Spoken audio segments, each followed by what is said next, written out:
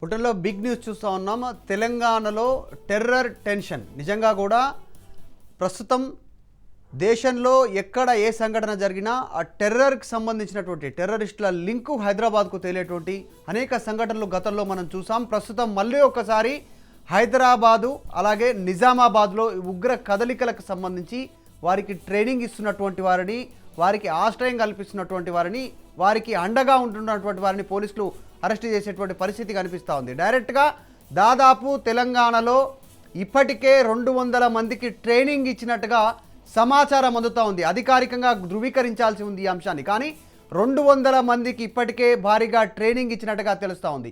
ముఖ్యంగా ఉదయపూర్ మర్డర్ మనందరికీ తెలిసిందే. రాజస్థాన్లో జరిగినటువంటి నుపూర్ శర్మకి సంబంధించినటువంటి డీపీని వాట్సాప్లో మద్దతుగా పెట్టుకున్నటువంటి కన్నయ్య లాల్ని అత్యంత దారుణంగా తల వేరు చేస్తూ, మొండాన్ని వేరు చేస్తూ అత్యంత దారుణంగా హత్య చేసినటువంటి టెర్రరిస్టులు దీనికి సంబంధించినటువంటి విషయానికి సంబంధించి వారిని విచారిస్తున్నటువంటి సందర్భంలో ఎన్ఐఏ విచారిస్తున్నటువంటి అధికారులు విచారిస్తున్నటువంటి సందర్భంలో ఒక్కొక్కటిగా దొరికినటువంటి లింక్స్, వారిని విచారిస్తున్నటువంటి సందర్భంలో వారి సెల్ ఫోన్లో వారికి లింకప్ అయినటువంటి మరొక వ్యక్తి బీహార్కు చెందినటువంటి వ్యక్తి. సో ఆ బీహార్కి చెందినటువంటి వ్యక్తిని విచారిస్తే ఆ బీహార్కి చెందినటువంటి వ్యక్తి ద్వారా చివరగా హైదరాబాద్కి సంబంధించిన లింక్ దొరకడం, హైదరాబాద్లో సంతోష్ నగర్లో దీనికి సంబంధించిన లింక్స్ దొరికాయి.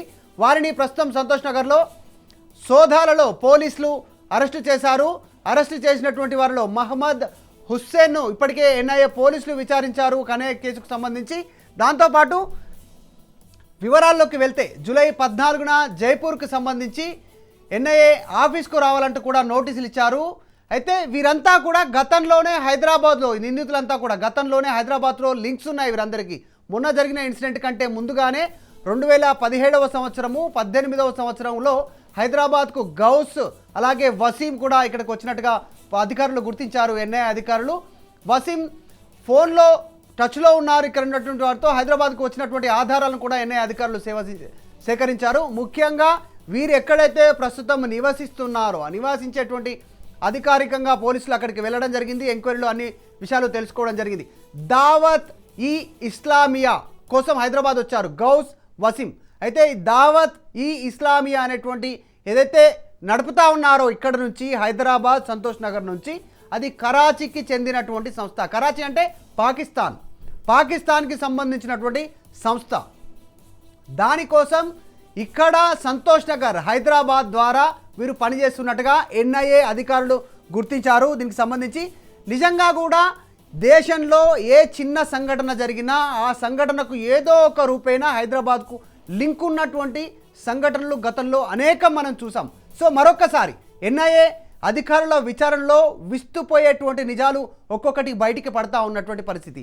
నిన్న నిజామాబాద్లో పోలీసు అధికారులు వారు ఇంటిపైన సెర్చింగ్లో భాగంగా లోపలికి వెళ్తే లోపల దొరికినటువంటి సమాచారము, దానికి సంబంధించినటువంటి బ్లాస్టింగ్ మెటీరియల్, ఏ రకంగా ఇతరులకు ట్రైనింగ్ ఇస్తూ ఉన్నారు, ఇప్పటికే తెలంగాణలో 200 మందికి ట్రైనింగ్ ఇచ్చినటువంటి అంశాలపైన పోలీసులు లోతుగా విచారిస్తూ ఉన్నారు. ఈ విషయంపైన మాట్లాడదాం.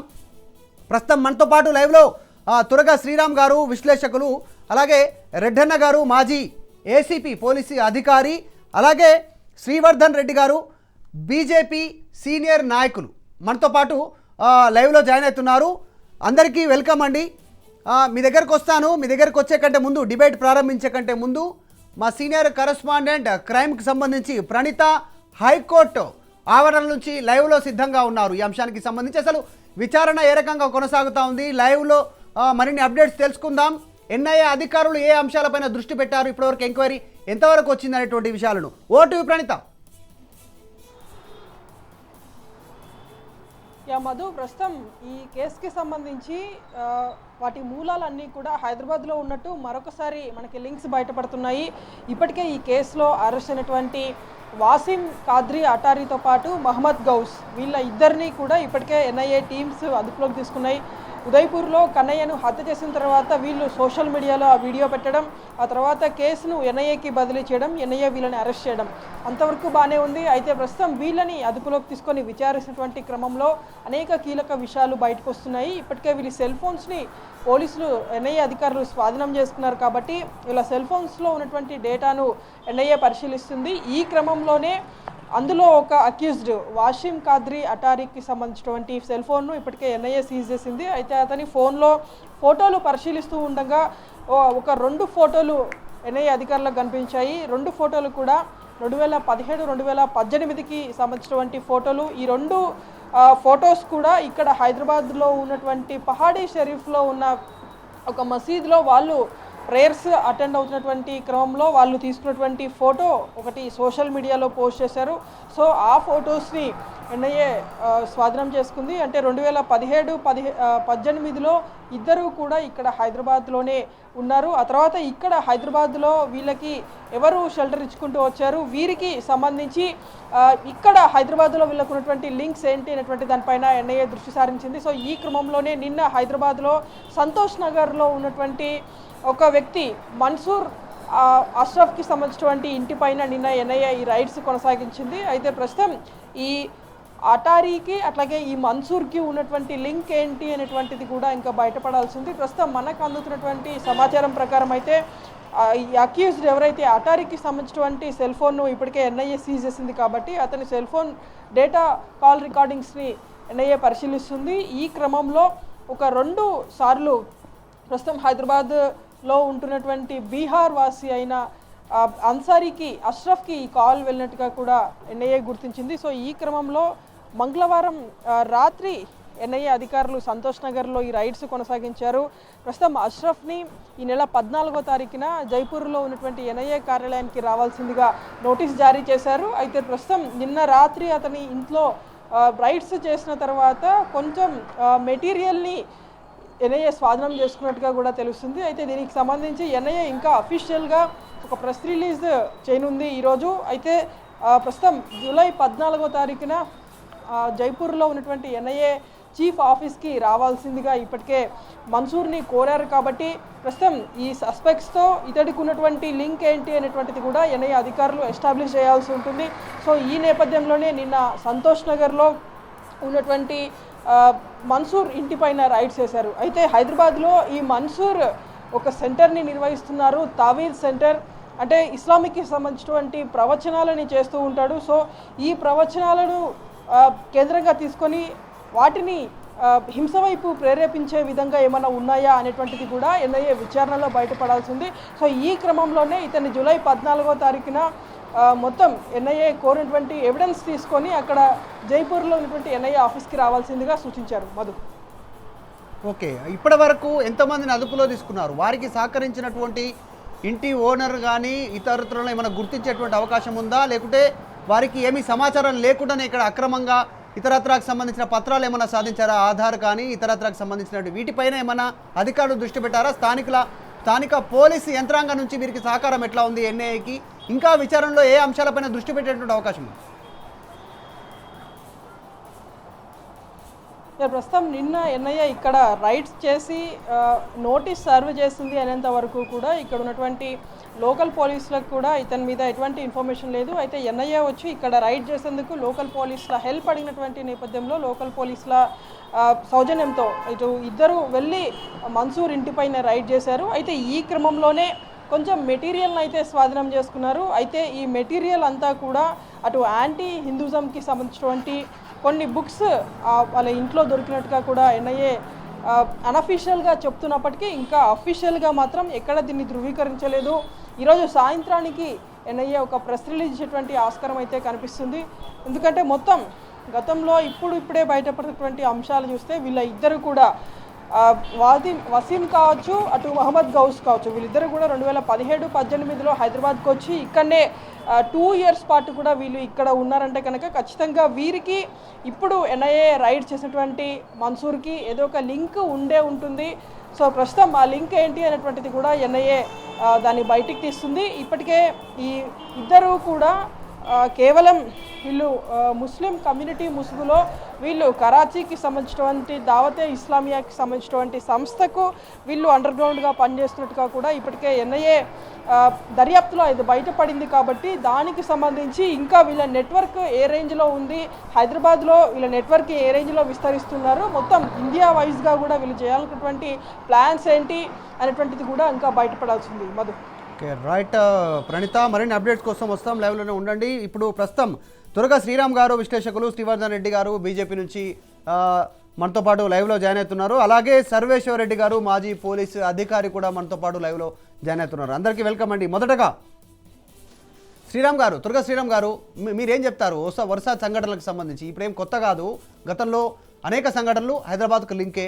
ఇప్పుడు నిజామాబాద్లో దొరికినటువంటి ఇన్ఫర్మేషన్లో ఇప్పటికీ దాదాపు 200 మందికి ట్రైనింగ్ ఇచ్చినట్టుగా తెలుస్తూ ఉంది. విద్రోహ చర్యలకు పాల్పడాలి, దేశ వ్యతిరేక చర్యలకు పాల్పడాలి, ఒక వర్గాన్ని టార్గెట్ చేసుకోవాలి, వారిపైన విద్వేషాన్ని నింపుతూ అనేటువంటిది పోలీసులు చెప్పారు. దాంతోపాటు ఇప్పుడు ఎన్ఐఏ ఉదయపూర్కి సంబంధించి ఎన్ఐఏ సంబంధించినటువంటి తనిఖీల్లో హైదరాబాద్ సంతోష్ నగర్ టెర్రర్ లింక్ దొరికినటువంటి పరిస్థితి. దావత్ ఈ ఇస్లామియా ఈ సంస్థ కరాచీ పాకిస్తాన్కి చెందినటువంటి సంస్థ, దాన్ని హైదరాబాద్ కేంద్రంగా నడుపుతూ ఉన్నటువంటి పరిస్థితి. ప్రవచనాల రూపంలో మైండ్ వాయిస్ చేస్తూ ఉన్నారు ఇక్కడ ఉన్నటువంటి యువతను గుర్తించి అనేటువంటి. ఏం చెప్తారు శ్రీరామ్ గారు? ఇది చాలా కాలం నుంచి జరుగుతున్న వ్యవహారం అండి, చాలా కాలం నుంచి జరుగుతున్న వ్యవహారం. కాకపోతే ఏంటంటే మన ప్రభుత్వాలు ఈ సెక్యులర్ ముసుగులో ఏంటంటే అపీస్మెంట్ పాలిటిక్స్ కి వీళ్ళు ఎక్కువ ప్రిఫరెన్స్ ఇస్తున్నందువల్ల ఏదో ఓట్ల కోసం అని అనుకుంటున్నారు, కానీ దేశానికి చాలా నష్టం అని చాలా మంది గ్రహించట్లేదు. రాజకీయంగా ఉన్న ప్రయోజనాలే చూస్తున్నారు తప్ప ప్రభుత్వంలో ఉండి కూడా మనం ఎంత సిన్సియర్గా ఉండాలి, ఎంత సీరియస్గా ఉండాలి. ఈ రెండు, సిన్సియర్ గాను సీరియస్ గాను, దేశానికి సంబంధించిన అంశాల మీద ఈ రెండు లేకపోతే కనుక దేశానికి ప్రమాదం. తాత్కాలికమైన ప్రయోజనాలు కొన్ని వస్తాయేమో తప్ప దీర్ఘకాలికంలో దేశానికి నష్టం అన్న విషయాన్ని ప్రభుత్వాలు గుర్తించకపోవడం వల్ల, ప్రభుత్వాలు ఇలాంటి విషయాల మీద సీరియస్గా లేకపోవడం వల్ల మనం ప్రతిసారి ఇలాంటివన్నీ అంశాలు వచ్చినప్పుడల్లా, మన దృష్టికి వచ్చినప్పుడల్లా కూడా మనం వీటి మీద మాట్లాడుకుంటున్నాం. కానీ మనం మాట్లాడిన తర్వాత ఒక వారం రోజులకో 10 రోజులకో ఈ సమస్య పక్కదారి పట్టిపోతుంది. ప్రభుత్వాలు కూడా దీన్ని పట్టించుకోవు, పోలీసులు కూడా వేరే వ్యవహారాల్లోకి వెళ్ళిపోతారు. మళ్ళీ దీని మూలాలు అనేవి ఎక్కడున్నాయో అవి అటో ఇటో ఎటో ఒక మారి, అంటే ఒక వార్డు నుంచి ఇంకో వార్డుకో లేదంటే ఒక ఊరు నుంచి ఇంకొక ఊరుకో మారతాయి తప్ప వీటి మూల స్వరూపం మారట్లేదు. అంటే ఇప్పుడు సిమి అనేది ఉంది, సిమి అనే దాన్ని బ్యాన్ చేసినంత మాత్రాన అయిపోలా. సిమి అనేది మళ్ళీ పిఎఫ్ఐ రూపంలో మళ్ళీ కంటిన్యూ అవుతోంది. కానీ పిఎఫ్ఐకి అనుమతులు ఇస్తున్నది ఎవరు? పిఎఫ్ఐ నడిపిస్తున్నారు కదా. పిఎఫ్ఐ వాళ్ళు టీవీల్లోకి వచ్చి కూడా మాట్లాడుతున్నారు. మనకి ఎలా మాట్లాడుతున్నారు, ఎలా మాట్లాడగలుగుతున్నారు అంటే వాళ్ళకి అనుమతి ఉంది. అలా ఎన్నో పిఎఫ్ఐకి సంబంధించిన వాళ్ళే ఇప్పుడు అక్కడ నిజామాబాద్ లో 200 మందికి శిక్షణ ఇస్తున్నారు అనేప్పుడు వార్తలు వస్తున్నాయి. కానీ గతంలో శ్రీశైలానికి సంబంధించిన ఒక బీజేపీ జిల్లా నాయకుడిని పిఎఫ్ఐ వాళ్లే కొట్టారు అన్నది ఆల్మోస్ట్ చంపేసినంత పని చేశారు అక్కడ. అది కూడా పోలీస్ స్టేషన్ లోకి వెళ్ళి మరి పోలీస్ స్టేషన్ లో అతను దాక్కుంటే పోలీస్ స్టేషన్ లోకి వెళ్ళి మరి కొట్టి చంపినంత పని చేశారు. అప్పుడు కూడా పిఎఫ్ఐ పేరు వచ్చింది. కానీ దాని మీద చర్చలో పిఎఫ్ఐ వాళ్ళు టీవీలోకి వచ్చి మా అందరితోటి కూడా మనం మాట్లాడుకుంటున్న సందర్భంలో వాళ్ళు కూడా వచ్చి మాట్లాడుతున్నారు. అంటే ఏంటి, వాళ్ళకి అనుమతి ఉంది. వాళ్ళు ఒక పక్కన ఇలాంటి పనులు చేస్తున్నారన్న ఇన్ఫర్మేషన్ ఉన్నా కూడా దాన్ని బ్యాన్ చేయడంలో కానీ వాళ్ళ మీద కఠినమైన చర్యలు తీసుకోవడంలో కానీ ప్రభుత్వాలు విఫలమవుతున్నాయి. అందుకే వాళ్ళు పేరు మార్చుకుని ఇంకో రూపంలో వస్తున్నారు. గతంలో ఉల్ఫా ఉండేది, ఇంకా రకరకాలుగా మారినాయి. మన నల్గొండలో చూసాము, ఇంకా తెలంగాణలో అనేక ప్రాంతాల్లో చూసాము. ఇలాంటివి మన దృష్టికి వచ్చినాయి. తెలంగాణలో అసలు మనం ఓల్డ్ సిటీలో అయితే చెప్పనే అక్కర్లేదు. ఓల్డ్ సిటీలో ఇంతమంది ఇన్ని సందర్భాల్లో మూలాలు మనకి ఎక్కడెక్కడ దేశంలో ఎక్కడెక్కడ బయటపడుతున్నా కానీ ఓల్డ్ సిటీలోనే వాటి మూలాలన్నీ బయటపడుతున్నా కూడా ఇప్పటిదాకా దాన్ని ఎరాడికేట్ చేసే ప్రయత్నంలో మనం ఎందుకు విఫలమవుతున్నాము అంటే ఇది కేవలం పోలీసుల మీద మనం తోసేసి ఊరుకుంటే లాభం. ఎందుకంటే పోలీసులు ఈవెన్ నా వాట్సాప్ గ్రూప్ లో కూడా ఇంటెలిజెన్స్ వాళ్ళు ఉంటారు. మరి అలాంటి ఎవరైనా సరే ఒక నుంచి ఇంకో దగ్గర కమ్యూనికేషన్ చేయాలంటే ఈ రోజంతా కూడా సోషల్ మీడియా ద్వారానే చేస్తున్నారు. వీళ్ళు కూడా ఈ ఉగ్రవాదులు కానీ తీవ్రవాదులు కానీ వీళ్ళందరూ కూడా వాటినే ఉపయోగిస్తున్నారు. మరి వాళ్ళని ఎందుకు గుర్తించలేకపోతున్నారు? ఎక్కడో ఎన్ఐఏ వచ్చి ఇక్కడ హైదరాబాద్కి వచ్చేదాకా లోకల్ ఇంటెలిజెన్స్ ఏం చేస్తోంది అన్న దాన్ని ఇప్పుడు మనం చాలా సీరియస్ గా తీసుకోవాలి. లోకల్ ఇంటెలిజెన్స్ గుర్తించినా కూడా దాని మీద సీరియస్ గా ప్రభుత్వాలు స్పందించట్లేదా, స్థానిక పోలీసులు స్పందించట్లేదా అన్న విషయాన్ని మనం తీవ్రంగా పరిశీలించాలి. ఎందుకంటే మనకి రెడ్డన్న గారు లాంటి వాళ్ళు ఈ రోజు ఉన్నారు. వాళ్ళు కూడా అనేక సందర్భాల్లో ఈ విషయాల గురించి మాట్లాడుతున్నారు. కానీ ఎక్కడ పోలీస్ వ్యవస్థలో ఎక్కడ మార్పులు రావట్లా. ప్రభుత్వం యొక్క ఏదైతే అపీస్మెంట్ పాలిటిక్స్ ఉందో దీంట్లో మార్పు రావట్లా. దాని వల్లనే ఈ రోజు మనం ఎంత మొత్తుకున్నా కూడా ఓల్డ్ సిటీలో ప్రపంచవ్యాప్త అందరికీ తెలుసు ఓల్డ్ సిటీలో ప్రతి దానికి మూలాలు ఉన్నాయని. ఎందుకని కనిపెట్టలేకపోతున్నాం? ఈవెన్ 4,000 మంది పైగా రోహింగ్యాలు ఉన్నారు అని చెప్పి వాళ్ళందరికీ ఆధార్ కార్డులు, ఓటర్ కార్డులు కూడా వచ్చేసాయని మనందరికీ తెలుసు. కానీ వాళ్ళందరినీ ఇక్కడి నుంచి పంపించగలిగామా? పోలీస్ వ్యవస్థ పంపించగలిగిందా? ప్రభుత్వాలు పంపించగలిగినాయా? ఎందుకని పంపించలేకపోతున్నారు? అప్పీస్మెంట్ పాలిటిక్స్ మళ్ళా. అందుకనే ఈ ప్రభుత్వాలు కనుక ఈ అప్పీస్మెంట్ పాలిటిక్స్ మాననంత సేపు కూడా ఇలాంటివన్నీ జరుగుతూనే ఉంటాయి. ఎక్కడో ఉదయపూర్ లో జరిగిన దానికి ఇక్కడ లింకు, ఎక్కడో ఢిల్లీలో జరిగిన దానికి ఓల్డ్ సిటీలో లింకు, లేకపోతే ఇంకొక ఎక్కడో జరిగిన దానికి హైదరాబాద్ లింకు. కాబట్టి హైదరాబాద్ లో ఉన్న పోలీస్ వ్యవస్థ పూర్తి స్థాయిలో ఎలర్ట్ అయ్యి దీన్ని ఒక ఉద్యమ స్ఫూర్తితోటి ఎరాడికేట్ చేయకపోతే కనుక ఇది అంతా కూడా అంటే కేవలం షెల్టర్ జోన్ గా హైదరాబాద్ వాడుకుంటున్నారు. ఇది మనం మర్చిపోకూడదు. అంటే ఇక్కడ ఉన్నంత కాలం వీళ్ళు స్లీపర్ సెల్స్ గా ఉంటున్నారు. ఎందుకని ఎన్ఐఏ పట్టుకునేదాకా ఇక్కడికి వచ్చేదాకా అతని గురించి తెలియలేదంటే హైదరాబాద్ లో అతను ఒక స్లీపర్ సెల్ లాగా ఉంటున్నాడు. మీలాగే నాలాగే ఉంటాడు, మీలాగే నాలాగే మనతో పాటు తిరుగుతూ ఉంటాడు. అందువల్ల అతని గురించి ఇన్ఫర్మేషన్ రావట్లేదు. ఈ స్లీపర్ సెల్స్ ని కూడా జాగ్రత్తగా గుర్తించాల్సిన బాధ్యత ఉంది. ఇదంతా కూడా ప్రభుత్వం సీరియస్ గా ఉంటే జరుగుతుంది తప్ప లేకపోతే ఈ వ్యవస్థ మారదు.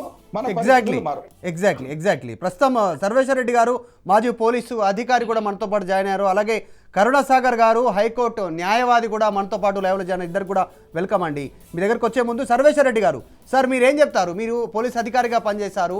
నిజంగా ఇట్లాంటి వారిని గుర్తించకపోతే, ఇట్లాంటి వాటిపైన ఫోకస్ లేకపోతే రేపు సమయం వచ్చినప్పుడు వారికి ఆదేశాలు పైనుంచి వారికి అందినటువంటి సమయంలో వాళ్ళు ఎలాంటి విద్రోహ చర్యకైనా పాల్పడవచ్చు. ఎక్కడో ఇక్కడ షెల్టర్ తీసుకొని వేరే దగ్గర పనిచేయడానికి కాకుండా ఇక్కడ కూడా విద్రోహం చేసేటువంటి అవకాశం ఉంది. ఇక్కడ కూడా విస్ఫోటనాలు చేసేటువంటి పరిస్థితి క్రియేట్ అవుతుంది కదా. ఇట్లాంటి వాటిని అరికట్టాలంటే ఏం జరగాలి సార్ సొసైటీలో?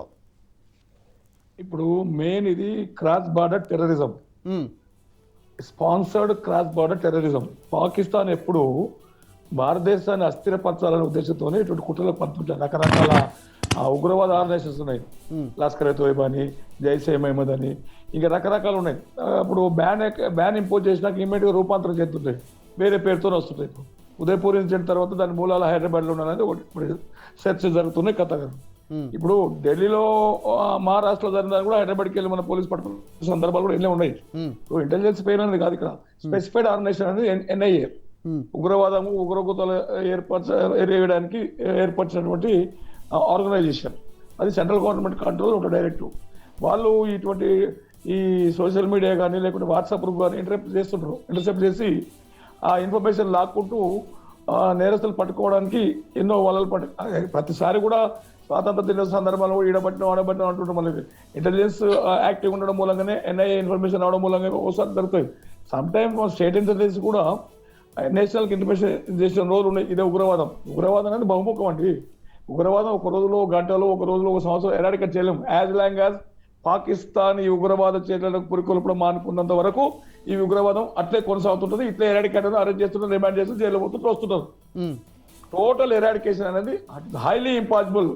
పాకిస్తాన్ అనే దేశం అనేది మన దేశమేనా? ఒకటి పాలకుల గురించి సార్, పాలకుల గురించి ఇప్పుడు నిజామాబాద్ లో నిన్న జరిగినటువంటి సంఘటన కూడా మీకు మీ దృష్టికి వచ్చి ఉంటుంది. పోలీస్ అధికారులు డైరెక్ట్ గా రైడ్ చేసి ఇంట్లో పట్టుకున్నటువంటి వారికి సంబంధించినటువంటి వారి ఇంట్లో దొరికినటువంటి మొత్తం దానికి సంబంధించినటువంటి దాంట్లో ఏ అంశాలపైన ప్రత్యేకంగా ఫోకస్ పెట్టారు, ఏ ప్రాంతాల్లో ఎవరెవరిని ఫోకస్ చేశారు? దాదాపు 200 మందికి ఇప్పటికే నిజామాబాద్ వేదికగా కర్నూలు ఇంకా హైదరాబాదు, ఏపీ, తెలంగాణ కలిపితే మొత్తం 200 మందికి ట్రైనింగ్ ఇచ్చినట్టుగా కూడా పోలీసులు గుర్తించినటువంటి పరిస్థితి. ఇంత యథేచ్ఛగా ట్రైనింగ్ జరుగుతూ ఉంటే కూడా ఇక ప్రభుత్వం కూడా కాస్త సీరియస్గా ఉండాలి కదా. ఏ ప్రభుత్వం అయితే ఏంటి, దేశం రాష్ట్రం ముఖ్యం కదా, ప్రజలు ముఖ్యం కదా అనేటువంటి విషయం పైన కూడా వ్యతిరేకత ఉంది దీనికి సంబంధించి ప్రజల నుంచి, విశ్లేషకుల నుంచి, అనేక మంది నుంచి. ఈ విషయం పైన పాలకులకు సంబంధించినటువంటి విషయంలో ఏం చెప్తారు? పాలకులు టైమ్ అండ్ అగైన్ ఇన్స్ట్రక్షన్స్ వస్తుంటాయి, గవర్నమెంట్కి వెళ్ళి ఇంటెలిజెన్స్ డిపార్ట్మెంట్కి వస్తుంటాయి. లోకల్ పోలీసు వాచ్ పెడుతుంటారు, సెన్సిటివ్ ఏరియాస్ ఐడెంటిఫై చేస్తుంటారు, కాంప్లికేటెడ్ పర్సన్స్ లిఫ్ట్ చేస్తుంటారు, ఇంటరాక్షన్ జరుగుతుంటాయి. అవన్నీ ఫోకస్ కావు. ఎందుకంటే ఈ పోలీస్ వర్క్ అనేది సీక్రెసీ ఉంటుంది ఇటువంటి మన ఇంటర్నేషనల్ ప్రొవోకేటివ్ కేసెస్ అన్నిట్లో. అందుకొరకు అవి మనకు పట్టుకున్నప్పుడు అనిపిస్తుంది పోలీసులు యాక్షన్ తీసుకుంటలేరని, గవర్నమెంట్ నిర్లిప్తంగా కానీ అనడం నేనైతే ఒప్పుకుంది. ఎందుకంటే పోలీసు ఎప్పుడు నిరంతరం అప్రమత్తం ఉండే విజిలెంట్ ఉంటుంది, ఎటర్నల్ విజిలెంట్ ఉంటుంది, పోలీసు ఉండదని కాదు. రకరకాల పోలీసుల బటన్ కూడా పెరిగింది. మీరు అన్నదాన్ని నేను కొంచెం ఏకీభవిస్తా. Law and order police, prevention of crime, detention of crime పోయి వివిఐపి బందోబస్తు అని ఇంకా రకరకాలటువంటి ఈ బందోబస్తు మన ప్రెజర్స్ పోలీసు మీద ఉంటున్నాయి. అట్లనే పోలీసు మొత్తం అచేతన స్థితిలోకి నెట్టివేయలేము. పోలీసు ఎప్పుడు యాక్టివ్ ఉంటుంది, ఇంటెలిజెన్స్ ఇన్పుట్స్ వస్తుంటాయి, నేషనల్ ఇన్పుట్స్. పోలీస్ అనేది ఆల్ ఇండియా ఒక యూనిట్, స్టేట్ సెంట్రల్ అని కాదు. ఇక్కడ యూనిట్ కింద ఎక్కడ సెంట్రల్ ఇన్ఫర్మేషన్ వచ్చినా స్టేట్ కి వస్తుంది, స్టేట్ దొరికితే పంపుతాం. అందువల్ల పోలీస్ చేస్తూనే ఉంటుంది. ఇది ఎప్పుడు బంద్ అవుతుంది మెయిన్ క్వశ్చన్. బైసాపురం మంచిగా అడిగారు, ఎప్పుడు ఎరాడికేట్ చేయబడుతుంది అంటే యాజ్ లాంగ్ యాజ్ పాకిస్తాన్ పురుకొల్పి మన భారతదేశాన్ని అస్థిరపరచాల ఉద్దేశంతో చేస్తున్న చర్యలు బంద్ అయినప్పుడు ఇది బంద్ అవుతుంది. ఎగ్జాక్ట్లీ ఇంకా పుట్టుకొస్తూనే ఉంటారు, ఓడిపోతే ఊరు వస్తారు, ఓడిపోతే ఇంకోస్తారు, రూపాంతరం చెందుకుంటూ వస్తూనే ఉంటుంది.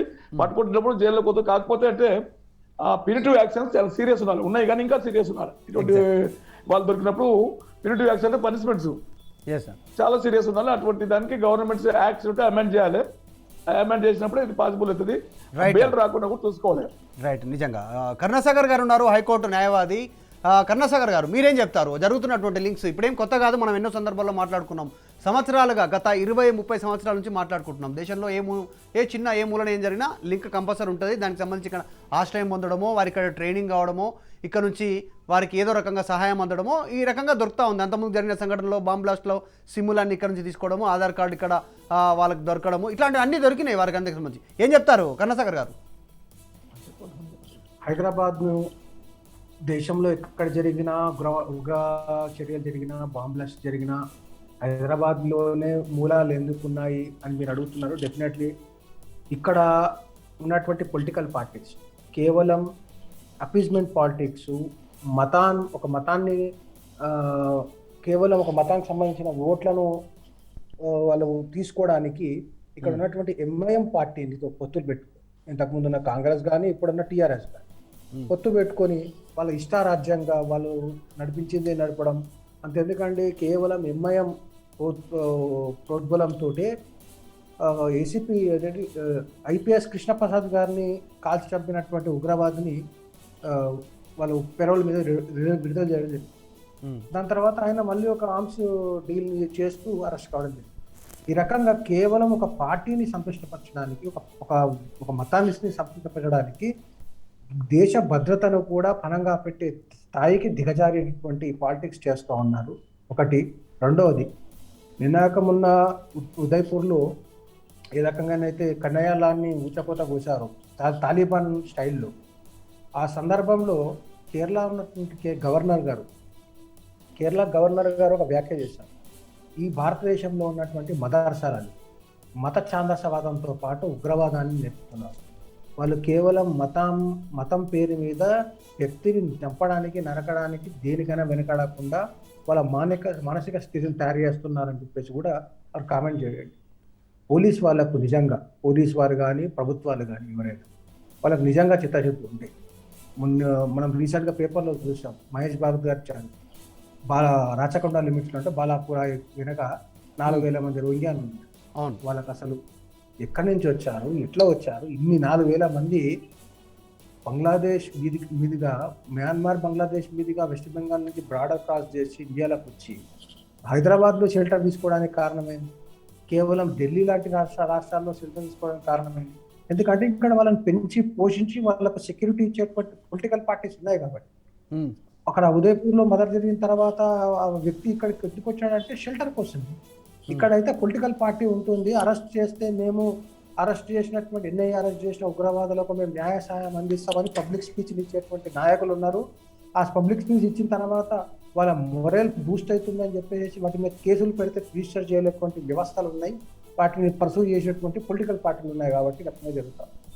మక్కా మస్జిద్ కేంద్రంగా రంజాన్ సందర్భంగా ఒక రిలీజియస్ స్పీచ్ ఇస్తూ ఏఐఎంఐఎం చీఫ్ అసదుద్దీన్ ఓవైసీ ఏమంటాడు, బాంబ్ బ్లాస్ట్లో లింక్ ఉన్నటువంటి ఉగ్రవాదులతో లింక్ ఉన్నటువంటి ఒక 6 మందిని అరెస్ట్ చేయడం జరిగింది ఎన్ఐఏ వాళ్ళు. అంతకన్నా ముందు అరెస్ట్ చేసే వాళ్ళంతా అమాయకులు, వాళ్ళకు మేము న్యాయ సాయం అందిస్తామంటారు. వాడికి ఎన్ఐఏ ప్రతి ఒక్క వ్యక్తిని ఉత్తరాన్ని తీసుకుపోయి వితౌట్ ఎనీ కనెక్షన్ తీసుకొని పోయి అయితే చేయదు కదా. ఈరోజు కేవలం ఎన్ఐఏ మాత్రమే ఉగ్రవాద చర్యల విషయం చూస్తున్నా అంటున్నారు. ఇక్కడ స్టేట్ పోలీసు, స్టేట్ ఇంటెలిజెన్స్ ఉంటుంది. ఇన్ని వేల మంది రోహింగ్యాలు ఇక్కడ వస్తున్నారు, ఇంత లింక్స్ జరుగుతున్నాయి. ఇక్కడ ఒక అది కరాచీకి సంబంధించినటువంటి ఒక సంస్థ యొక్క మీటింగ్కి అటెండ్ కావడానికి ఆ వసీం అనే వ్యక్తి వచ్చాడన్నట్టు చెప్తున్నారు. మరి అది కరాచీకి సంబంధించినటువంటి ఒక సంస్థ ఇక్కడ మీటింగ్ చేస్తూ ఉంటే ఇక్కడ ఉన్నటువంటి ఇంటెలిజెన్స్ ఏం చేస్తా ఉంది, ఇక్కడ ఉన్నటువంటి పోలీస్ పర్మిషన్ ఎట్లా ఇచ్చింది? కేవలం పొలిటికల్ పార్టీస్ ప్రెజర్ మీద పోలీసులు పనిచేసేంత కాలం ఈ మదర్సాల్లో చెప్తున్నటువంటి ఎడ్యుకేషన్, మదర్సాల్లో నిలుపుతున్నటువంటి మత విద్వేషాన్ని కంట్రోల్ చేయనంత కాలం ఈ భారతదేశం ఉగ్రవాదాన్ని ఆపదు. ఇజ్రాయెల్ లాంటి దేశంలో చుట్టూ 10-15 ముస్లిం దేశాలు ఎల్లప్పుడూ ఉగ్రవాదాన్ని పొత్తుపోతుంటాయి, నిరంతరం ఫైట్ చేస్తుంది. ఉగ్రవాదాన్ని రాకముందే వాళ్ళు అరికట్టే ప్రయత్నం చేస్తున్నారు. That is not exist. ఉగ్రవాదాన్ని ఆపడం హైలీ ఇంపాసిబుల్ అంటే డెఫినెట్లీ ఆపచ్చు, కానీ అంత చిత్తశుద్ధి ఉండాలి. చైనాలో ఏం చేస్తున్నారు? చైనాలో ఏ రకంగా జపాన్లో ఎందుకు ఉగ్రవాద కావు, ఆస్ట్రేలియాలో ఎందుకు కావు? ఎందుకు కావాలంటే ఆ రకమైనటువంటి వాళ్ళకు రిలీజియస్ అపీస్మెంట్ పాలిటిక్స్ ఉండవు. వాళ్ళు స్టాండ్ తీసుకుంటే దేశం ముఖ్యం అనుకుంటే కథం, దానికోసం ఎంత దూరమైనా పోతారో దేనికైనా చేస్తారు. కాబట్టి అటువంటి ఉగ్రవాద చర్యలు కావు. ఇప్పుడు కరుణాసాగర్ గారు, నిజామాబాద్లో కూడా దాదాపు 200 మందికి ట్రైనింగ్ ఇచ్చారనేటువంటి సమాచారం బయటకు వస్తూ ఉంది. దీనికి సంబంధించి ఏం చెప్తారు? ఎక్కడెక్కడైతే ఈ మైనారిటీ పేరు మీద అపీస్మెంట్ పాలిటిక్స్ చేస్తూ తమ మతాన్ని పెంపొందిస్తూ తమ పాపులేషన్ పెంచుకొని, పాపులేషన్ పెంచిన తర్వాత మా ఇన్సెక్యూరిటీ ఫీలింగ్ ఉందని చెప్పి జనాల్లో దాన్ని క్రియేట్ చేసి, అంతెందుకండి ఇక్కడ డీజేఎస్ అండి ఓపెన్గా యాక్టివిటీ చేస్తాం. డీజేఎస్ మీద యాక్షన్ తీసుకోవాలంటే పొలిటికల్ ప్రెజర్స్ ఆగిపోయాయి. డీజేఎస్ వాళ్ళు కూడా ఇక్కడ రాత్రిపూట మేము సెల్ఫ్ ప్రొటెక్షన్ పేరు మీద ఆయుధాలను వాడే ట్రీట్మెంట్ ట్రైనింగ్ ఇస్తామని చెప్పి చేస్తూ ఉన్నాం. చాలా చోట్ల కూడా ఈ రకమైనటువంటి జరుగుతూ ఉన్నాయి. చాలా చోట్ల ఈ దేశాన్ని, ఇక్కడ ఉన్నటువంటి ప్రజలను, ఇక్కడ ఉన్నటువంటి చట్టాలను, వ్యవస్థలను అన్నిటినీ మీద దాడి చేద్దాం, ఇవన్నిటి మీద దీన్ని కూల్చాలి, ఇంటర్నల్లీ ఇక్కడ ఇన్సెక్యూర్ చేయాలి అని చెప్పి ఇంతకుముందు పోలీస్ ఆఫీసర్ గారు చెప్పారు. ఇంటర్నల్ సెక్యూరిటీని డిస్టర్బ్ చేసి దేశాన్ని కొలాబ్ చేయాలనే ప్రయత్నంలో పాకిస్తాన్ చేస్తోంది, అది ఎక్స్టర్నల్ ఫోర్స్. కానీ దానికి తోడు ఇక్కడ ఇంటర్నల్ కూడా చాలా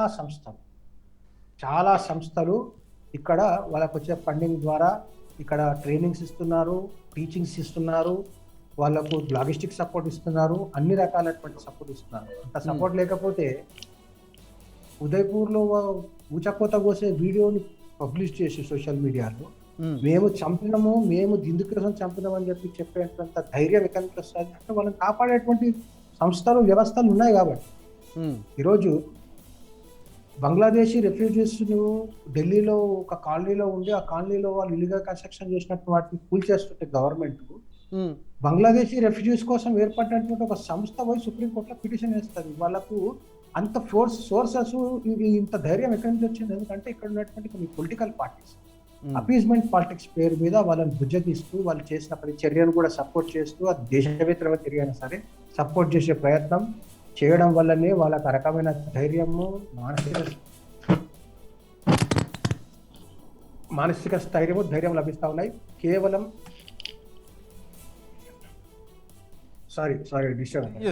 కేవలం ఈ రకమైనటువంటి అపీస్మెంట్ పాలిటిక్స్ ద్వారా దేశాన్ని రక్షించుకోలేము. అపీస్మెంట్ పాలిటిక్స్ పక్కకు పెట్టి ఎవరైనా సరే, ఏ స్థాయి వ్యక్తి అయినా సరే ఒకసారి ఈ టెర్రర్ లింక్లో ఉన్నాడంటే వాళ్ళ మీద కఠిన చర్య తీసుకోవాలి, వ్యక్తుల మీద కఠిన చేయాలి. మదర్సాలో ఇస్తున్నటువంటి ఎడ్యుకేషన్ నియంత్రించాలి.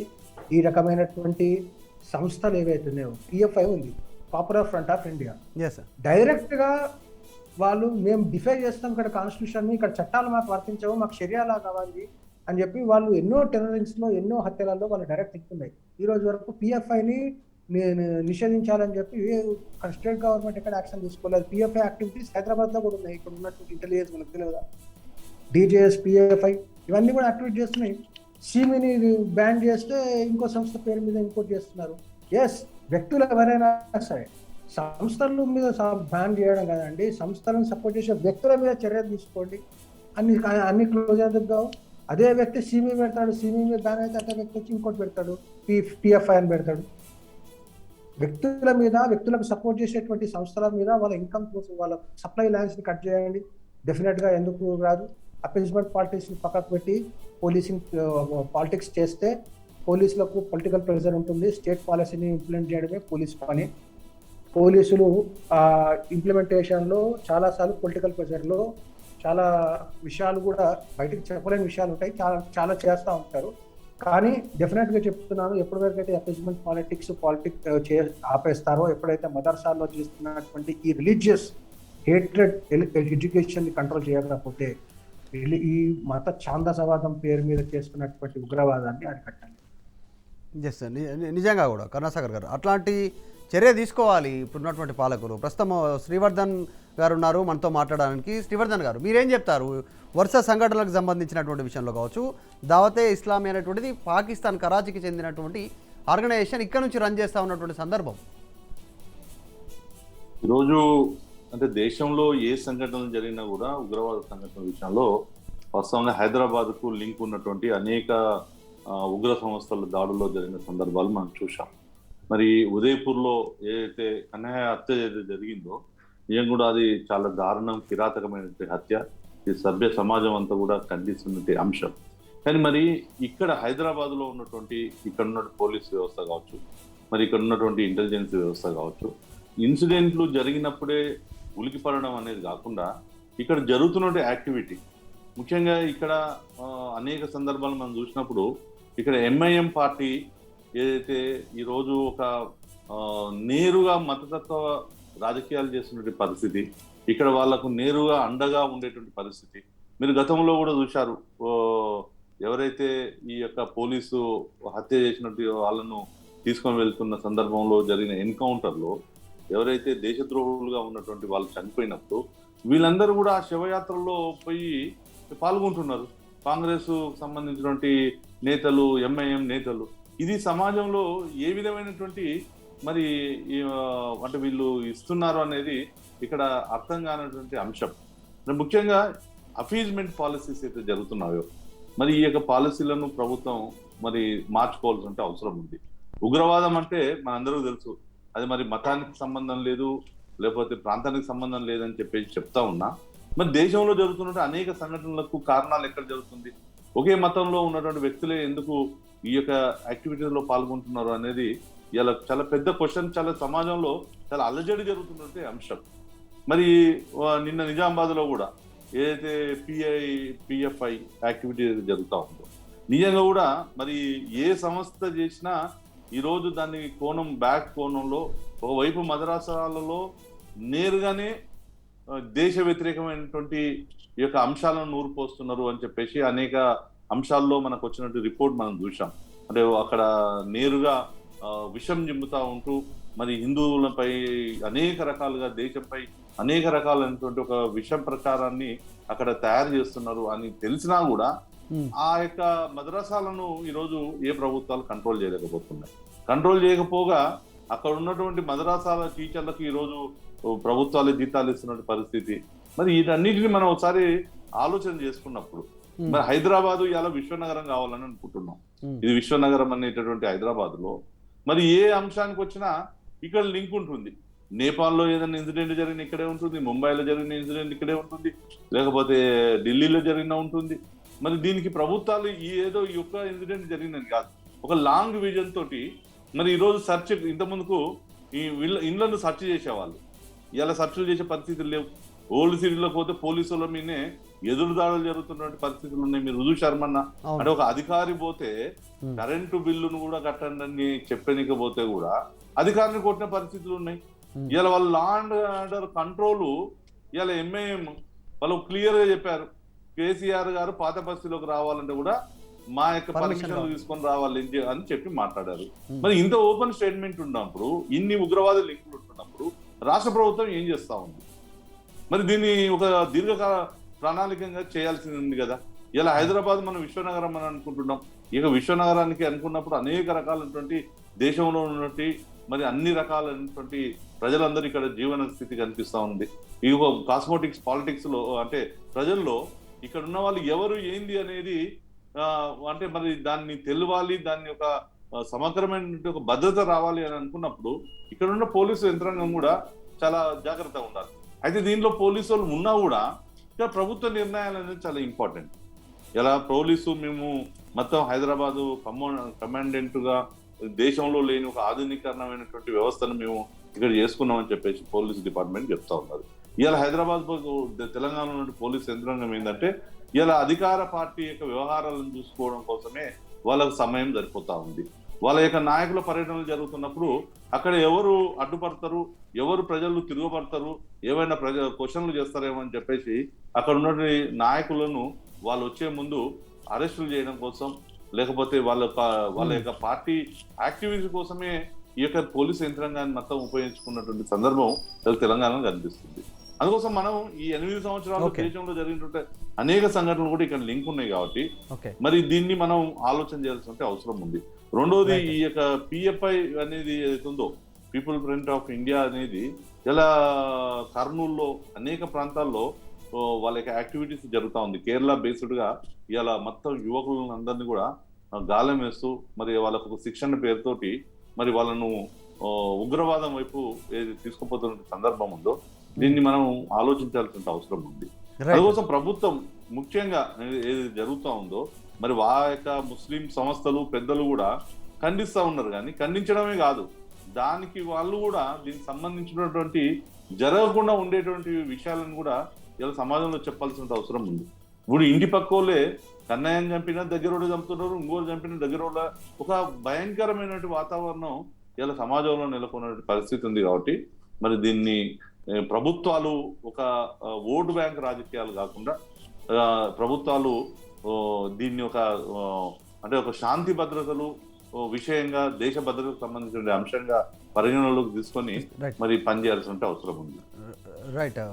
సర్వేశ్వర్ రెడ్డి గారు, నిజంగా ఇంతకుముందుకు కార్డన్ సెర్చ్ జరిగేది, ఇప్పుడు జరుగుతున్నట్టుగా కనిపించట్లేదు. కార్డన్ సెర్చ్ వల్ల కూడా అనేక మంది అక్రమ నివాసితులు, పర్మిషన్ లేనటువంటి వాళ్ళు, అక్రమాలు చేసేటువంటి వాళ్ళు, దొంగ పత్రాలతో ఉన్నటువంటి వాళ్ళు కూడా బయటకు వచ్చేటువంటి అవకాశం ఉంటుండే. ఆ ఏరియానంతా కూడా రౌండ్ అప్ చేసి పోలీసులు ఇప్పుడు జరుగుతున్నట్టుగా కనిపించట్లేదు. దీనికి సంబంధించి కూడా ఎట్లా సార్ వీళ్ళని ఎట్లా ఐడెంటిఫై చేయాల్సినటువంటి అవసరం ఉంది? ఇప్పుడు కార్డన్ సెట్స్ అనేది ఒక మాస్ మెథడ్ అండి. అవును, ఇన్వెస్టిగేట్స్ కూడా దాంట్లో పోలీసులు సెర్చ్ చేసే వరకు వాళ్ళు చిన్న చిన్న బీదోళ్ళు కూడా దానికి గురిగా పడతారు. Cordon search is not correct. My opinion cordon search is not correct. Pin point intelligence information create చేసుకోవాలి. ఒకటి బ్రదర్ చెప్పింది, ఇంతకుముందు అడ్వకేట్ గారు చెప్పారు కదా, ఇది మనది సెక్యులర్ స్టేట్, అంటే మత ప్రసక్తి లేని లౌకిక రాజ్యాంగం అని మనం నిర్మించుకున్నాం. ఆ రోజుల్లో అది మంచిగానే ఉంది. కానీ ఇప్పుడు నేననేది ఏంటంటే సెంట్రల్ గవర్నమెంట్ పాలసీస్లో ఇది కొంచెం మార్పులు తీసుకొచ్చేసి ఈ ఎవిడెన్స్ యాక్ట్ ఏదైతే ఉందో, టెర్రరిజానికి ఎవరు సాక్ష్యం చెప్పరండి, ఉగ్రవాదాలకు సాక్ష్యం చెప్పరండి. ఇప్పుడు ఇది ఓట్ బ్యాంక్ పాలిటిక్స్ అని బ్రదర్ అన్నాడు. రాజకీయంగా అందరికి తెలుసు, ఇవన్నీ కనిపిస్తుంటాయి, వినిపిస్తుంటాయి, కరెక్టే ఉండొచ్చు. కానీ పినిటివ్ సెక్షన్ శిక్షలు పడేటప్పుడు వచ్చేస్తే గతంలో మొన్న 3-4 months కింద అడ్డంగా కేసు కొట్టేయబడ్డది. అంటే ఎవిడెన్స్ లేదని అర్థం. ఎవిడెన్స్ చెప్పరు, ఎవరు చెప్తారు? కాకపోతే ఎవిడెన్స్ యాక్ట్ అమెండ్ చేసి confession and recovery panchnama base వినే కేసు ప్రొసీడ్ కావాలంటే అది కన్విక్షన్ దారితీస్తుంది. ఐ విట్నెస్ సర్కమ్స్టెన్సెస్ అవసరం లేదు దానికి. అది ఆ యాంగిల్ యాక్ట్ అమెండ్ చేయబడాలి, ఎవిడెన్స్ యాక్ట్. తర్వాత ఈ అపీజ్మెంట్ పాలసీ అనేది అన్ని పార్టీలు చేస్తున్నారు, ఒక పవర్ పార్టీ కాదు, అపోజిషన్ పార్టీస్ అందరు. బైసాబ్ చెప్పాడు కదా, ఆ ప్రొసిషన్ లో పోయే ప్రతిపక్ష పార్టీలు అంటే ఏ అవసరమే ఉందండి? ఎందుకంటే కావాలి? ఆర్ దేర్ నాట్ అఫెండర్స్, వాళ్ళ మీద కూడా ప్రాసిక్యూట్ చేయాలి. ఇప్పుడు ఎవడో టెర్రరిస్ట్ దొరుకుతున్నాడో, టెర్రరిస్ట్ పట్టుకొని వేస్తున్నామే, వీళ్ళు సపోర్ట్ చేసిన వాళ్ళు, అబెటర్స్, వీళ్ళందరూ కోఆపరేట్ చేసిన వాళ్ళు, ఈ ఫండింగ్ ఇచ్చిన వాళ్ళందరూ కూడా అరెస్ట్ చేసి రిమాండ్ చేస్తే దీనికి ఎరాడికేషన్ కు 90% మంచి పనికి వస్తుంది. ఎగ్జాక్ట్లీ. ఎవరో పట్టుకుంటున్నాం.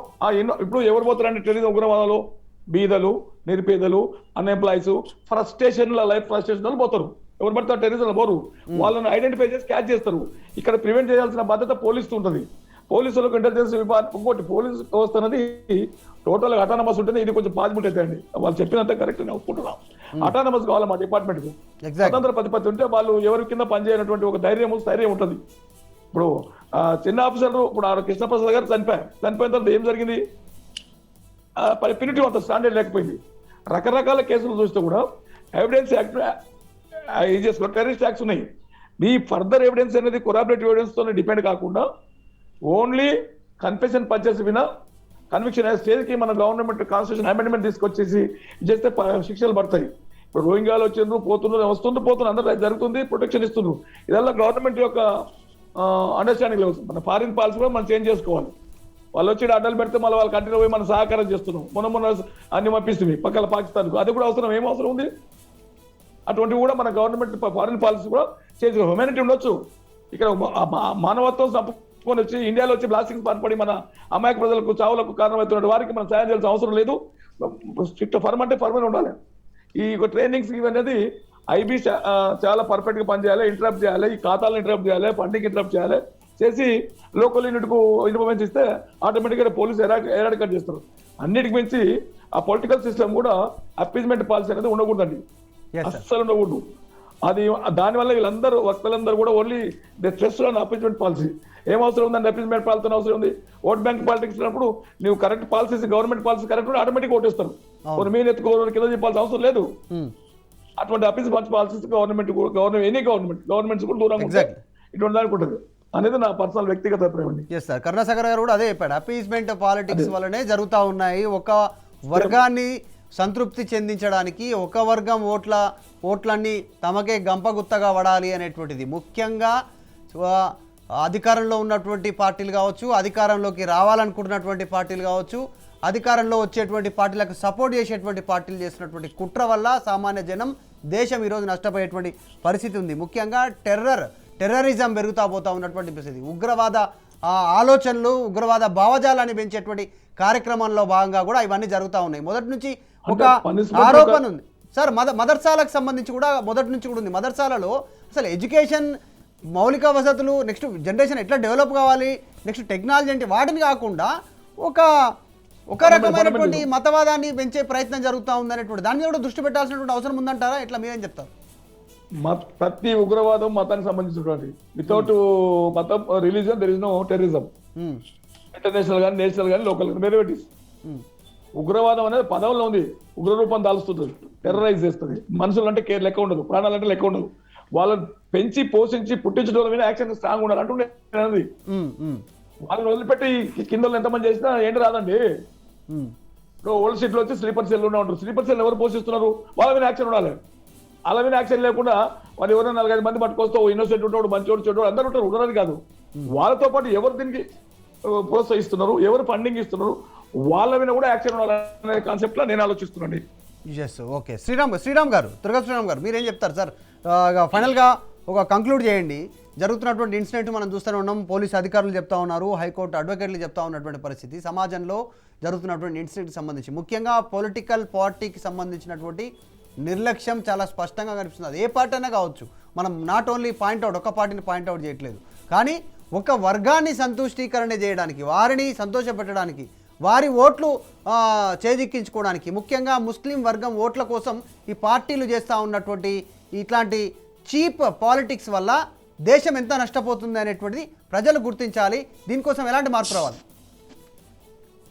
మొదట్లోనే చెప్పింది నేను, అదే మాట చెప్పింది నేను ఫస్ట్ లో చెప్పింది. అపీస్మెంట్ పాలిటిక్స్ గురించి చెప్పింది. అపీస్మెంట్ పాలిటిక్స్ మారినంత కాలం ఏది కూడా మారదు. సరే, మన పోలీస్ మిత్రులు చెప్పినట్టు ఒకటి క్రాస్ బోర్డర్ టెర్రరిజం అనేది అది మారినంత వరకు మారదంటున్నారు, కానీ అది ఒక పాయింట్ మాత్రమే. క్రాస్ బోర్డర్ టెర్రరిజం, పాకిస్తాన్ అసలు బార్డర్ ఎంత, ఆ బార్డర్ లో లాంచ్ ప్యాడ్స్ లో ఉండేది ఎంత, ఒక్కోసారి 200-300 మంది ఉంటారు. ప్రతి సీజన్ లోనూ 200-300 మంది ఎంతమంది ఉంటారు, మహా అయితే 1000 మంది ఉంటారు. కానీ ఇంటర్నల్ గా ఎంతమంది తయారవుతున్నారు, ఇది మనం జాగ్రత్తగా ఆలోచించాల్సిన అంశం. ఎందుకంటే గతంలో మనం ఇప్పుడు ఇందాక ఉదయపూర్ సంఘటన గురించి మాట్లాడుకుంటే, ఉదయపూర్ సంఘటన వాళ్ళు ఏదో పాకిస్తాన్ వెళ్ళారు, అక్కడ కొంత శిక్షణ పొందారు అని మాట్లాడుకున్నాం. అక్కడ కొంతమంది శిక్షణ ఇక్కడి నుంచి అసలు వేరే దేశానికి వెళ్ళడానికి రావడానికి ఎంతమందికి అవకాశం ఉంటుంది, ఎంతమంది ఇది శిక్షణ తీసుకుంటున్నారు అనేది ఆలోచిస్తే, దానికన్నా ఇప్పుడు మన నిజామాబాద్ లోనే మనకి 200 మంది తయారైపోయారు ఆల్రెడీ. మనకి వచ్చిన లెక్క 200 మంది. ఇలాంటి నిజామాబాద్ దేశంలో ఎన్ని ఉన్నాయో, మనకి నిజామాబాద్ బయటపడింది కాబట్టి నిజామాబాద్ సంఘటనలో 200 మంది అని మనం తెలుసుకున్నాం. ఈ 200 మంది అయినా ఇంకెక్కువ ఉన్నారా? ఇలాంటి నిజామాబాద్ సంఘటనలు ఇంకెన్ని చోట్ల ఎన్ని సంఘటనలు జరుగుతున్నాయి? దీన్ని బట్టి ఎన్ని వేల మంది ఇంటర్నల్ గా మనకి శత్రువులు తయారవుతున్నారు. స్లీపర్ సెల్స్ పక్కన పెడితే ఇలాగా శిక్షణ పొందుతున్న వాళ్ళు కూడా ఎంతమంది తయారవుతున్నారు. ఇది ఈ రోజు మనం చాలా సీరియస్ గా ఆలోచించాల్సిన అంశం. క్రాస్ బోర్డర్ టెర్రరిజం మాత్రమే కాకుండా ఆర్థిక మూలాలు వేరే దేశాల నుంచి ఇక్కడ వీళ్ళందరికీ ఎవరెవరికి ఎలాగా డబ్బులు వస్తున్నాయి, ఈ దేశంలో వీళ్ళందరికీ ఎవరెవరు డబ్బులు సప్లై చేస్తున్నారు, డబ్బులు ఎవరు అందుబాటులోకి తీసుకొస్తున్నారు, ఆయుధాలు ఎవరు అందుబాటులోకి తీసుకొస్తున్నారు, ఇవన్నీ కూడా ఆలోచించిన అంశాలు. పోలీసులు కూడా కేవలం వాట్సాప్ గ్రూపుల్లో వీళ్ళ మీద వాళ్ళ మీద కేసులు పెట్టడానికి దీని మీద శ్రద్ధ పెట్టడం కాకుండా ఇప్పుడు మదర్సాలు ఏవైతే ఉన్నాయో మదర్సాల్లో ఏం జరుగుతుందన్న దాని మీద ఇంటెలిజెన్స్ సంస్థలు ఎందుకని దృష్టి పెట్టట్లేదు? ఇది దృష్టి పెట్టాల్సిన అవసరం ఉంది. పోలీసుల నిర్లక్ష్యం కూడా చాలా స్పష్టంగా ఉంది దీంట్లో. ఎందుకంటే ఉదయపూర్ సంఘటనలో స్వయంగా అతనే వెళ్ళి నాకు టెర్రర్ అటాక్ అవకాశం ఉంది అని చెప్పినా కూడా పోలీసులు పట్టించుకోలేదు. పట్టించుకోకపోతే ఇది జరిగింది. అంటే పోలీసులు కూడా ఎంత నిర్లక్ష్యంగా ఉంటున్నారు. పోలీసులు ఎంతసేపు ఇందాక మనం మాట్లాడుకుంటున్నట్టు రాజకీయ నాయకులు వాళ్ళ మీద ఎవరు పోస్టులు పెడుతున్నారు, వాళ్ళు ఎలా అరెస్ట్ చేద్దాం, వాళ్ళని ఏ కేసులు పెడదాం, సుప్రీంకోర్టు చెప్పినా కూడా ఎలా కేసులు పెడదాం, ఎలా లూప్ హోల్స్ ఉన్నాయి, వీటి మీద ఆలోచించడం కాకుండా ఎవరైతే నిజంగా టెర్రర్ అటాక్ కి గురి అయ్యే అవకాశం ఉందో, ఎక్కడైతే మదర్సాలు ఇబ్బందికరమైన వాతావరణాన్ని సృష్టిస్తున్నాయో అలాంటి వాటి మీద ఇంటెలిజెన్స్ ఫోకస్ పెట్టాల్సిన అవసరం ఉంది.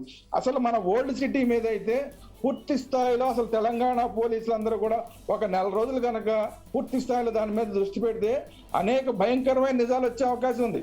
కానీ దాని మీద దృష్టి పెట్టట్లేదు. కారణం మళ్ళీ అపీస్మెంట్ పాలిటిక్సే.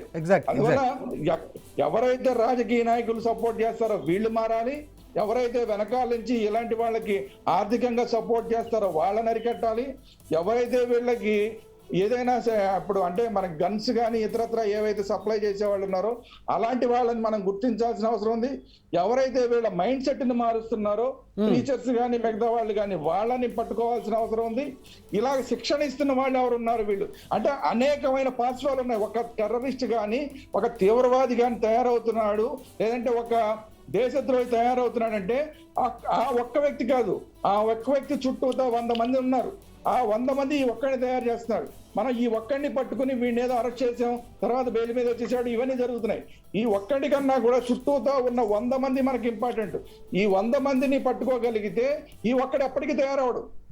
దీని మీద మనం దృష్టి పెట్టినంతసేపు కూడా మనం ఇలాగే మాట్లాడుకుంటూ ఉంటాం. ఈ చర్చ అయిపోతుంది, మళ్ళీ ఇంకో నెల తర్వాత ఇంకోటి ఎక్కడ వస్తుంది దాని గురించి మాట్లాడుకుంటాం, ఇంకో నెల తర్వాత ఇంకోటి ఎక్కడ వస్తుంది అక్కడ గురించి మాట్లాడుకుంటాం. మనం మాట్లాడుకోవడమే సరిపోతుంది. కానీ ఈ వ్యవస్థ అనేది దేశంలో వేళ్ళు ఉనుకుపోతుంది. ఇంతకు ముందు స్లీపర్ సెల్స్ మాత్రమే ఉండేవాళ్ళు, దానికే మనం భయపడి వస్తుంటే ఇప్పుడు స్వయంగా శిక్షణ ఇస్తున్న వాళ్ళు తయారైపోతున్నారు. ఈ స్వయంగా శిక్షణ ఇస్తున్న వాళ్ళు తయారైపోయిన తర్వాత శిక్షణ పొందిన వాళ్ళు ఇమ్మీడియట్ గా వాళ్ళకి ఆయుధాలు ఇవ్వడానికి కొంతమంది రెడీగా ఉంటారు, వీళ్ళకి డబ్బులు ఇవ్వడానికి కొంతమంది రెడీగా ఉంటారు. వీళ్ళకి ఇంకా అన్నిటికన్నా ముఖ్యం ఏంటంటే వీళ్ళకి లీగల్ గా వీళ్ళు సర్వీస్ ఇవ్వడానికి 3 మంది రెడీగా ఉన్నారు. వీళ్ళందరూ కూడా దేశద్రోహులే. ఈ తయారైన వాడు ఒక్కడు మాత్రమే దేశద్రోహి కాదు, వీళ్ళని తయారు చేసిన వ్యవస్థ అంతా కూడా లాయర్ల దగ్గర నుంచి, డబ్బులు ఇచ్చేవాడి దగ్గర నుంచి, ఆయుధం ఇచ్చేవాడి దగ్గర నుంచి, వీడి మైండ్ సెట్ పాడు చేసేవాడి దగ్గర నుంచి, ప్రీచర్స్ దగ్గర నుంచి, చిన్నప్పటి నుంచి మదర్సాల్లో చేసిన గురువుల దగ్గర నుంచి వీళ్ళందరూ కూడా దీంట్లో కల్పిట్స్. ఇంతమందిని మనం అరికట్టాల్సిన బాధ్యత ఉంది. వీటన్నిటిని మనం దృష్టి పెట్టకుండా కేవలం ఒక్కడి మీద దృష్టి పెడుతున్నాం. ఆ ఒక్కడి దృష్టి పెట్టడమే ఇప్పుడు మనం చేస్తున్న పొరపాటు. ఈ పొరపాటు కంటిన్యూ అయినంత కాలం ఇలాంటి వాళ్ళు 100 మంది తయారవుతూనే ఉంటారు. రైట్ కరుణాసాగర్ గారు మీరేం చెప్తారు సార్ ఫైనల్గా? ఒకటి నిజంగా కూడా మీరు ఇంతకుముందుకే మీరే లేవనెత్తారు, చైనాలో జరగట్లేదు, జపాన్లో జరగట్లేదు, సింగపూర్లో జరగట్లేదు, అభివృద్ధి చెందుతున్నటువంటి వేరే దేశాల్లో ఇంతగా ఎక్కడ ఇన్ని దారుణాలు జరగట్లేదు, సో ఇండియాలో జరుగుతూ ఉన్నటువంటి పరిస్థితి. దీన్ని ఎట్లా అరికట్టాలి? ఫైనల్గా ఏంది ఇప్పుడు ఉదయపూర్ ఘటనకు హైదరాబాదే లింకు, నిజామాబాద్లో ట్రైనింగ్ సెంటర్లు, ఇంతకుముందు జరిగినటువంటి టెర్రరిస్టులు జరిగినటువంటి అనేక మంది దొరికినటువంటి దేశంలో దొరికిన వారికి లింక్స్ హైదరాబాదే.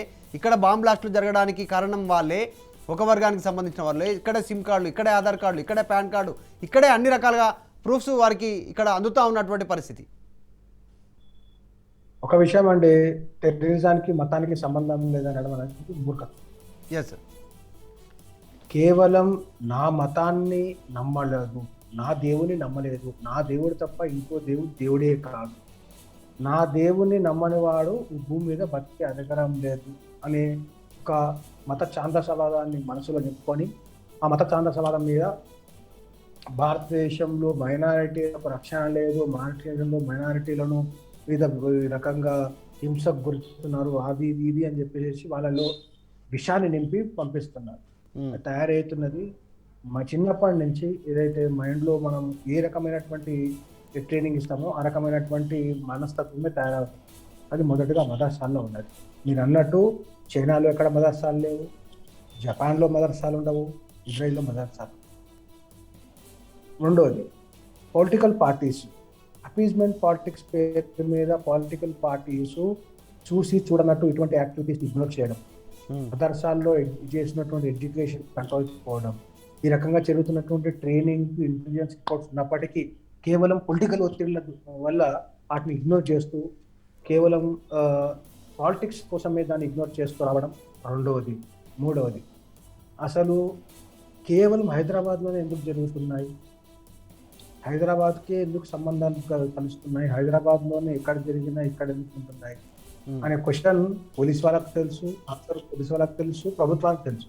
కానీ యాక్షన్ తీసుకునేటువంటి పాలసీస్ గవర్నమెంట్ దగ్గర లేవు. ఒక విషయం చెప్తానండి, 4,000 మంది ఉన్నారు. ఈరోజు మీరు ఒకసారి వెరిఫై చేసుకోండి, బాలాపూర్ చుట్టుపక్కల ఉన్నటువంటి కాలనీస్, ఇక్కడ ఉన్నటువంటి కాలనీస్లో చెత్త ఏరుకోవడానికి వచ్చే ప్రతి ఒక్కరు కూడా ఈ బంగ్లా రొంగియాలే.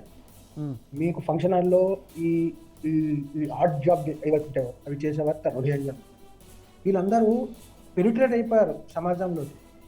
రేపు పొద్దున్న ఇటువంటి వారిని డబ్బుల అవసరం కోసము బతకడం కోసం ఇక్కడికి వచ్చిన వాళ్ళు రేపు పొద్దున డబ్బుల కోసం ఎంతనే చేస్తారు. ఇంతకుముందే పోలీస్ ఆఫీసర్ గారు చెప్పారు, వాళ్ళ డబ్బుల కోసము, వాళ్ళ నిరుద్యోగం వల్ల, లేకపోతే మత వల్ల డెఫినెట్ గా వాళ్ళు అటువంటి వాళ్ళను అవసరంగా తీసుకొని అవసరాన్ని ఉపయోగించుకొని బంబ్లాస్ట్ చేయడానికి కానీ ఉగ్రవాద చేయడానికి వాడుకోలేరా? దాన్ని వాళ్ళకు షెల్టర్ ఇవ్వాల్సిన షెల్టర్ ఇస్తున్నా తెలిసి కూడా ఎందుకు వాళ్ళను అరెస్ట్ చేసి డిపోర్ట్ చేయట్లేదు? ఎన్నో కేసులు వస్తున్నాయి. చాలా చోట్ల ఆధార్ కార్డులు, పాన్ కార్డ్స్, అన్ని రకాల కార్డ్స్ వాళ్ళు సెక్యూర్ చేస్తున్నారు. ఏ రకంగా సెక్యూర్ చేస్తున్నారు? సెక్యూర్ చేయడానికి ఎవరు సహకరిస్తున్నారు? వాళ్ళని అరికట్టడం లేదా? ఎక్కడో ఉన్నటువంటి పాకిస్తాన్లో ఆరిజిన్ ఉన్నటువంటి సంస్థలన్నీ వచ్చి హైదరాబాద్లో ఇక్కడ సంస్థలు సభలు పెడతా ఉంటే ఎందుకు వాళ్ళకి పర్మిషన్ ఇస్తున్నారు? ఎందుకు ఈ టెర్రరిస్టులకు సపోర్ట్ చేస్తున్నటువంటి వాళ్ళ మీద యాక్షన్ ఎందుకు లేదు? కేవలం టెర్రరిస్ట్ సంస్థల మీద, టెర్రరిస్టుగా పట్టుబడిన వాళ్ళ మీద చేస్తున్నారు. వాళ్ళకి సపోర్ట్ చేస్తున్న వాళ్ళ మీద యాక్షన్ తీసుకోవాలంత వరకు డెఫినెట్ గా ఇటువంటి చర్యలు జరుగుతూనే ఉంటాయి. ప్రభుత్వాలకు ప్రభుత్వాలకు కేవలం పాలిటిక్స్, అపీజ్మెంట్ పాలిటిక్స్ పెట్టి దేశ భద్రత, దేశం ఒక సెక్యూరిటీని ముందుగా పెట్టుకుంటే ఇటువంటిని ఈజీగా అరికట్టవచ్చు. స్పెషల్ గా ఎవరు రావాల్సిన లేదు. ఉన్న చట్టాలను, ఉన్న రాజకీయ ఉన్నటువంటి పోలీసు చాలు. Exactly yes sir. ఫైనల్ గా శ్రీవర్ధన్ రెడ్డి గారు మీరేం చెప్తారు?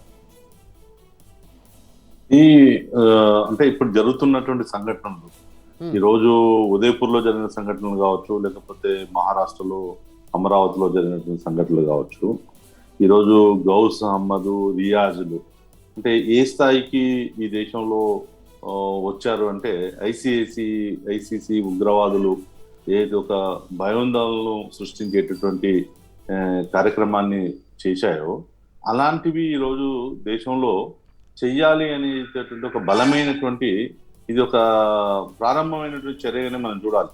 అంటే ఇంకా కూడా అనేకంగా లోతుల్లోకి వెళ్ళి దీన్ని దర్యాప్తులు చేసి, అంటే మరి దీంట్లో పూర్తిగా చేయాల్సిన అవసరం ఉంది. మరి దీనికి రాష్ట్రాలు కూడా సహకరించాల్సిన అవసరం ఉంది. రాష్ట్ర ప్రభుత్వాలలో కూడా ఒక రకమైనటువంటి మార్పులు రావాల్సినటువంటి అవసరం ఉంది. ఎందుకంటే మనం హైదరాబాద్ లోనే కాదు, ఇప్పుడు తెలంగాణలో ఉన్నటువంటి అనేక ప్రాంతాలు ఉన్నాయి. ఇప్పుడు Nizamabad, Mahabubnagar head quarter, Nalgonda head quarter కావచ్చు, లేకపోతే ఇక్కడ ఈరోజు ఆదిలాబాద్ లో ఉన్నటువంటి హెడ్ క్వార్టర్లు కావచ్చు, ఎక్కడైతే అంటే ఈ అంటే కొన్ని రకాలైన వ్యవహారాలు జరుగుతున్నాయో, అంటే అంటే జనాభా ప్రతిపాదికన జరుగుతున్నటువంటి వ్యవహారాలు మారినప్పుడు ఇక్కడ జరుగుతున్నటువంటి పరిస్థితులు మనం చూసాం. ఇప్పుడు బైన్సా సంఘటనలో మీరు చూశారు. నిజంగా కూడా బైన్సాలో మరి ఓపెన్ గా అక్కడ ఉన్నటువంటి హిందువుల ఇండ్లను కాల్చి తగలబెడితే ఎవరు శిక్ష అనుభవించారు అంటే ఎవరైతే మళ్ళీ విక్టిమ్స్ అయిపోయారో వాళ్ళకే శిక్ష పడ్డాయి. ప్రభుత్వాలు ఆలోచనలు ఎట్లున్నాయంటే ఓన్లీ కేవలం ఓటు అనేటటువంటి ఒక ఈ అఫీజ్మెంట్ పాలసీలు, ఇది కరెక్ట్ అయినటువంటి విధానం కాదు. ఇలా సంస్థలు ఎవరైనా సరే ఇప్పుడు మన ధర్మాన్ని మనం ఆచరిస్తూ పరధర్మాన్ని మనం ఆదరించాలి. కానీ ఇక్కడ జరుగుతున్నది ఏంది? కేవలం మన ధర్మం ఒకటే ధర్మం ఉండాలి, ఇక్కడ వేరే ధర్మం లేదు అనే ఆలోచనలతోటి ఒక దుర్మార్గమైనటువంటి వ్యవహారంలో జరుగుతున్నటువంటి వ్యవహారం ఒకటి.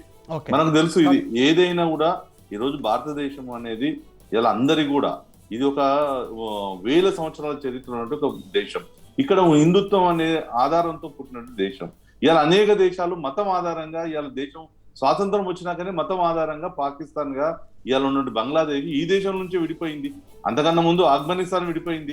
మరి ఈ దేశంలో ఉన్నటువంటి ప్రజలు కావచ్చు, మనలో కూడా ఒక ఆలోచన విధానం అయితే ఈ రోజు ఆలోచించాల్సిన అవసరం ఉంది. మరి ఈ ధర్మాన్ని ఇవన్నీ జరగాలి అని అంటే ఒకవైపు ప్రభుత్వాలు కూడా కఠినమైనటువంటి వైఖరితో ఇవాళ ఎక్కడైతే మూలాలు ఉన్నావో మదరసాల నుంచి మొదలు పెట్టుకుంటే కొన్ని ఆర్గనైజేషన్స్ ఈ రోజు విద్యార్థుల యొక్క రూపంలో చేసుకుంటున్నటువంటి సిమి రూపంలో కావచ్చు, లేకపోతే ఇంకో రూపం మార్చుకొని చేసుకున్నట్టు వాటన్నిటి మీద ప్రభుత్వం నిరంతరంగా వాచ్ చేస్తూ మరి ఆ సందర్భంలో దొరికిన వాళ్ళని కాదు, అవి వెనుకాల ఎవరైతే ప్రోత్సహిస్తున్నారో ఆ సంస్థలను వాళ్ళని తీసుకొచ్చి శిక్ష చేసి మరి చేయాల్సిన అవసరం ఉంది. ఈ శిక్షలు కూడా చాలా సంవత్సరాలు ఉండొద్దు, ఎందుకంటే మళ్ళీ మన ప్రభుత్వం మన పైసలతోటే వాళ్ళని మేపి కూర్చోబెడతా ఉన్నాం. చూసాం మనము ఏదైతే 11 ముంబై అటాక్ జరిగినప్పుడు, కసబ్ అటాక్ జరిగినప్పుడు దానికోసం మళ్ళీ ఎన్నో కోట్ల రూపాయలు ఖర్చు పెట్టాల్సిన పరిస్థితి ఉంది. అందుకోసం అట్లా కాకుండా త్వరితగతిన శిక్ష కంప్లీట్ కావాలి. నిజంగా కూడా మీరు చెప్పినట్టు శ్రీవర్ధన్, త్వరితగతిన దీనికి సంబంధించిన శిక్ష పడాలి, ఇంప్లిమెంటేషన్ జరగాలి, సో అలాంటి ప్రక్షాళన జరగాలి న్యాయ వ్యవస్థలో కూడా అనేటువంటి మొదటి నుంచి కూడా డిమాండ్ ఉంది. నరేంద్ర మోడీ ప్రభుత్వం దానిపైన ప్రత్యేకంగా దృష్టి పెడుతున్నట్టుగా మనకు తెలుస్తూ ఉంది.